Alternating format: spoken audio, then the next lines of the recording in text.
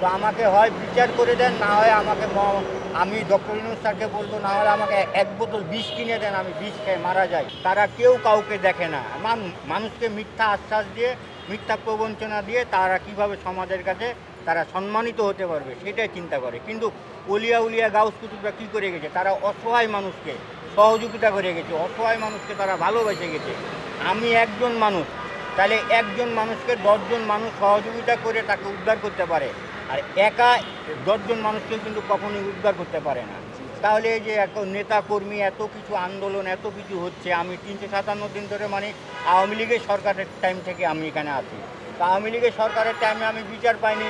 এরা ছিল আওয়ামী লীগের দোষর, আওয়ামী লীগের ক্ষমতাশালী, এরা ওয়ার্ডের সভাপতি, যুবলীগের সভাপতি, কৃষক লীগের সভাপতি, বিভিন্ন বড় বড় চ্যানেলে ছিল।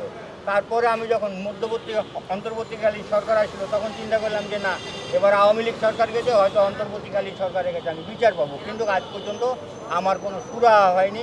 কেন হয়নি? এখানে যারা পুলিশ প্রশাসন আছে, এখানে অনেক দপ্তর আছে, তারা দেখি যে তারা যে কোনো মিছিল মিটিং হলে দৌড়াদৌড়ি করে তারা কিন্তু ছবি তুলে সেটা দপ্তরে পাঠায়।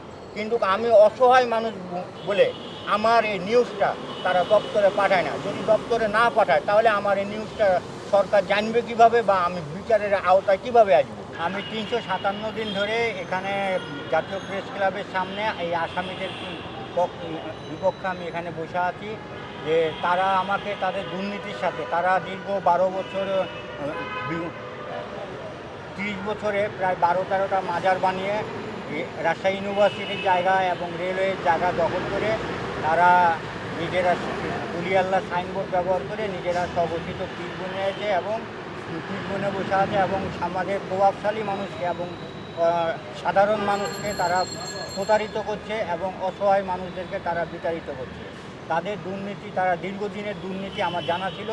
তা আমি আমার একটা সুপরিচিতি, সুখ্যাতি অর্জন হওয়ার জন্য আমি ওখানে দীর্ঘদিন ধ্যান সাধনা করতাম, এবং দিল্লি, আজমির, বোম্বে, আসাম, নেপাল, ভুটান, বিভিন্ন দেশ বিদেশ, বাংলাদেশের বিভিন্ন দেশ বিদেশ সফর করার জন্য আমার একটা সুখ্যাতি অর্জন হয়। এমনকি আমার এক বাল্যবন্ধু, সে আমেরিকা থেকে আমাকে টাকা পাঠিয়ে সে আমার রাজশাহীতে একটা থাকার ব্যবস্থার জন্য একটা জায়গা আমার নামে বায়না করে দেয়। তো সেই জায়গাটা আমার হাত দিয়ে কাজ হয়। যে এই যে অলি বাবার মাজার কমিটির দুর্নীতি, এদের সাথে আমি কোনো সম্পৃক্ততা ছিলাম না, আমি সাইডে ছিলাম। তো পরবর্তীতে তারা আমাকে তাদের দুর্নীতিতে জড়াতে চায়, মানে আমার একটা অপমানসূচক একটা আমার মান সম্মান নষ্ট করতে তারা চায়। যখন আমি তাদের সাথে তাদের দুর্নীতির সাথে আমি যখন তাদের কথায় রাজি হয়নি, তখন তারা এই বেহুলা বিবি এবং শাহজাহান, এরা মা ছেলে, এদেরকে উস্কিয়ে দিয়ে আমার পিছনে তারা লাগিয়ে দিয়েছে, এবং এই বেহুলা বিবি এবং শাহজাহান আলী আমার